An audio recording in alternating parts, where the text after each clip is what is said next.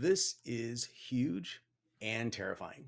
We already know that AI has such a huge potential. We know that it is at the very forefront of what its capacity and capabilities are.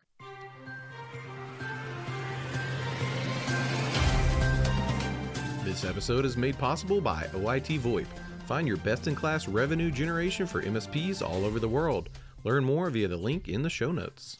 Good morning and welcome to the September 27th episode of MSP Dispatch, your source for news, community events, and commentary in the MSP channel. My name is Tony Francisco, joined by my co-host, Mr. Josh Hohbein. Josh, how are you doing today, brother? Doing good.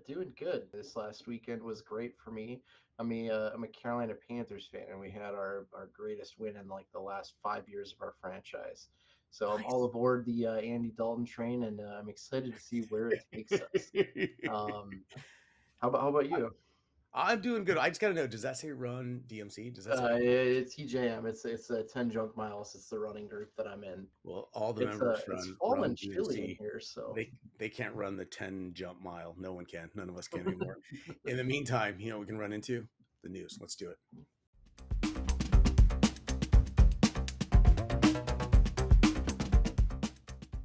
In our first story, Google CEO Sundar Pichai announces a $120 million fund for global AI education, in a story from TechCrunch.com by Anthony Ha.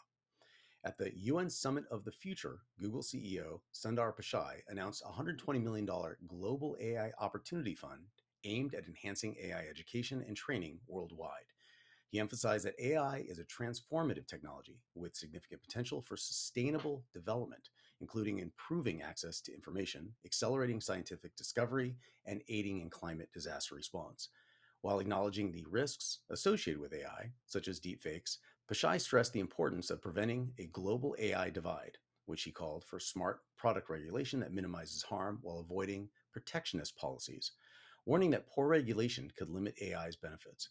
Through partnerships with local nonprofits and NGOs, Google aims to bring AI education to diverse communities. Josh, this is huge and terrifying. We already know that AI has such a huge potential. We know that it is at the very forefront of what its capacity and capabilities are. But now we're putting in a ton of money while in the background, we're about to launch ChatGPT 5, which brings together, video, voice, whisper, and the chat capabilities, the imaging, Dolly.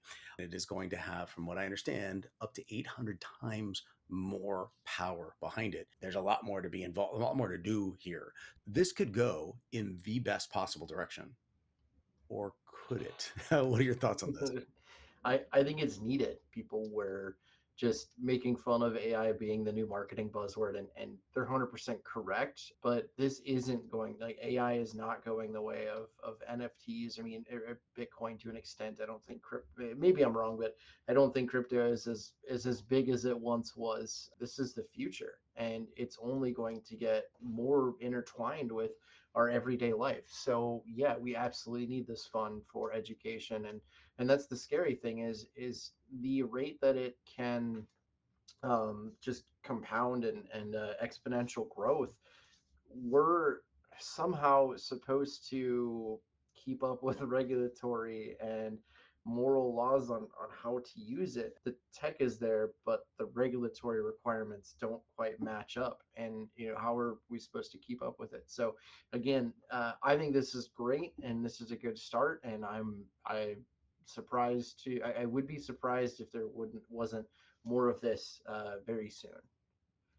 I'm fascinated by the entanglement of AI and marketing, because what people don't recognize is that AI has always been here in some capacity. It's automated processes, which is literally what computers have done from the beginning. So using it as a marketing buzzword in the beginning is just like, oh, computers are a fad, internet is a fad. I'm very interested to see where this goes. You know what also is going to be really interesting? Your next story. Let's do it.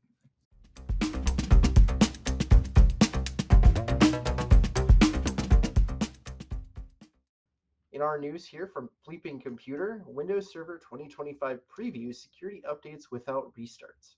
Microsoft announced the public preview of hot patching for Windows Server 2025, enabling the installation of security updates without needing to restart.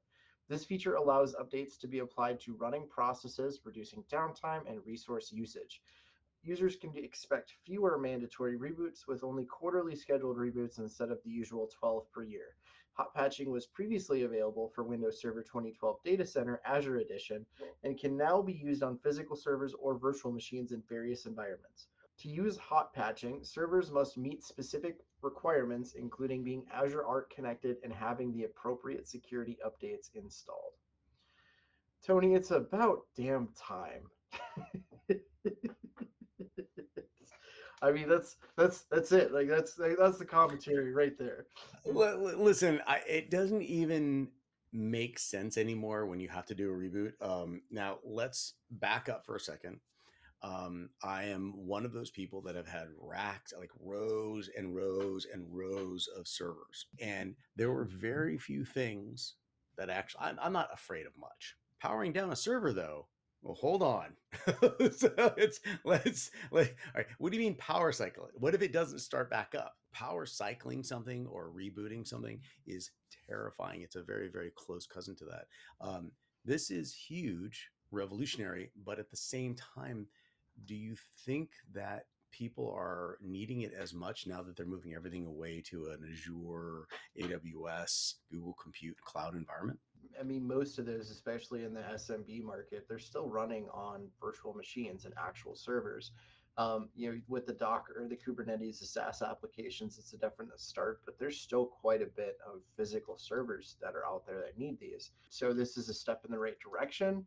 But again, anything to make those easier. And to your point too, yes, the power cycling, those old servers.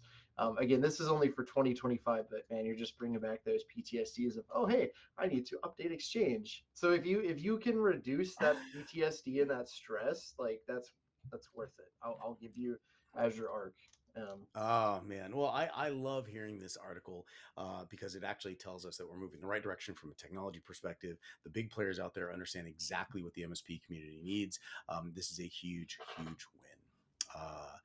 And do you know where others can stay involved in a communication about this stuff? Yeah, they certainly can. They can go to our MSP Media Network Discord. Where is it? Where is it? It requires both of our. That's what we do here. We keep everyone up to date. We keep you involved. The Discord server is a core location. So please, there is your QR code. If you're watching this online, zap it, look at the conversations, stay educated. And more than anything, I want everyone to stay safe. That being said, there's also other events.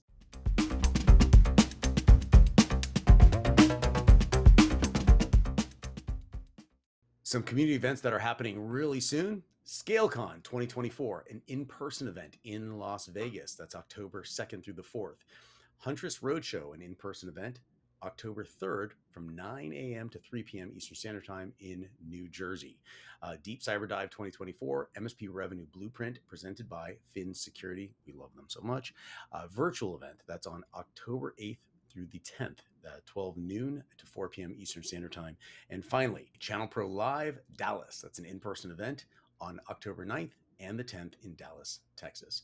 So please, everyone, go to those events, virtual or in person. And please get involved in our Discord server. The MSP Media Network provided that just for us. There's that QR code again.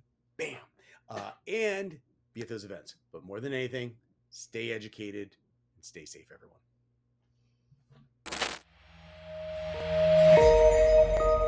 This has been a broadcast of the MSP Media Network.